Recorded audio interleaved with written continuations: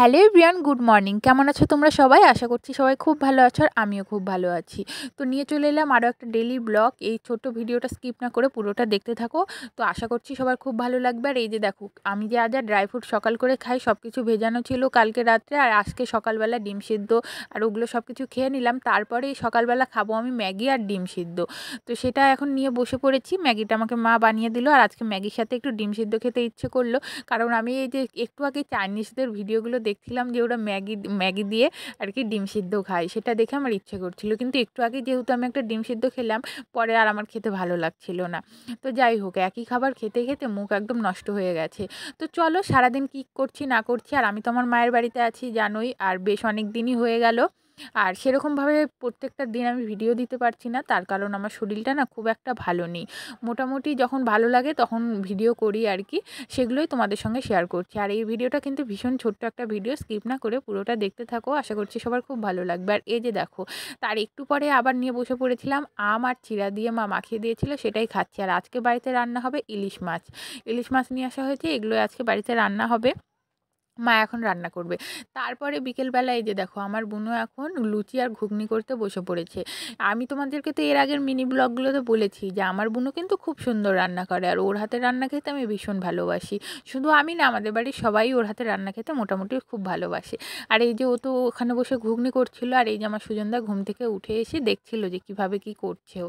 আর এখানে দেখো আমার দিদা এখানে আটাগুলো লুচির জন্য ভালো করে মেখে রেখে এখানে গোল গোল করে রেখে দিয়েছে। লুচিগুলো গরম গরম ভাজা হবে আর খাওয়া হবে।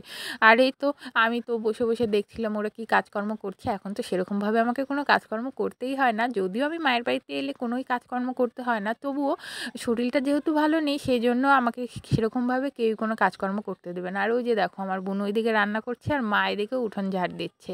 আর আমি কি করব, আমি বসেছিলাম মোবাইল দেখছিলাম, ওদের সঙ্গে গল্প করছিলাম, এইভাবেই তো কাটছে।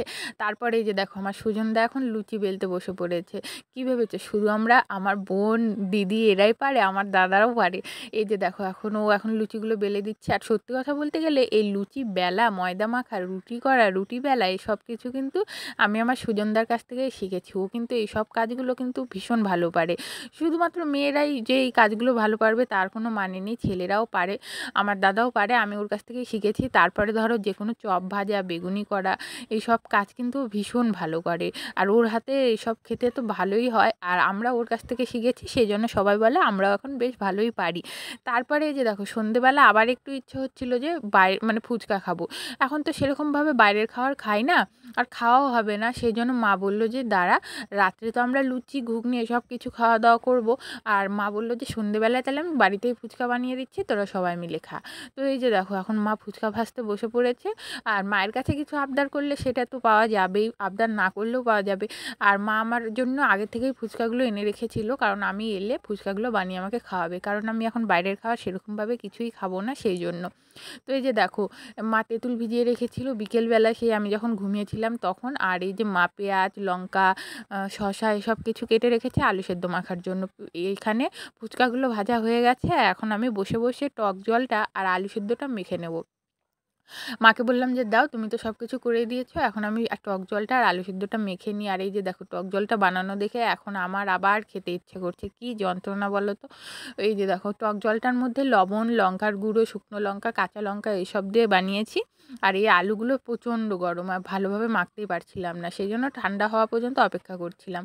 আর এই যে এখানে সব কিছু মিশিয়ে ভালো করে মেখে নিয়েছি আলু সেদ্ধটা, পেঁয়াজ কুচি, লঙ্কা কুচি, শসা কুচি, চানাচুর, তারপরে একটু টক জলও নিয়ে নিলাম আলু সেদ্ধর মধ্যে। ফুচকার আলু সেদ্ধর মধ্যে আর কি টক জলটা দিলে কিন্তু বেশ ভালো লাগে খেতে, আমার তো ভীষণ ভালো লাগে। আর এই যে দেখো, যেমন পারি আর কি ভালোভাবে একটু মেখে নিলাম। তারপরে এখন সবাই মিলে খাওয়া দাওয়া করব। আমার তো এখন আবার খেতে ইচ্ছে করছে, কি যে করি আজকে ভাবছি আবার বানাতে বলবো মাকে। তো এই যে আমার সুজনদাকে দিয়ে আসি, ও ওই ঘরে আছে, আর প্রচণ্ড বৃষ্টি হচ্ছে, সেই জন্য মানে এই ঘর ওই ঘর করা ভীষণ কষ্টকর আর কি। লাইটটাও মানে যে কোনো সময় চলে যেতে পারে, সেই জন্য মা বললো যে ফটাফট খেয়ে নে, তারপরে তো আবার রাত্রের খাবার খেতে হবে, না হলে আবার দেরি হয়ে যাবে।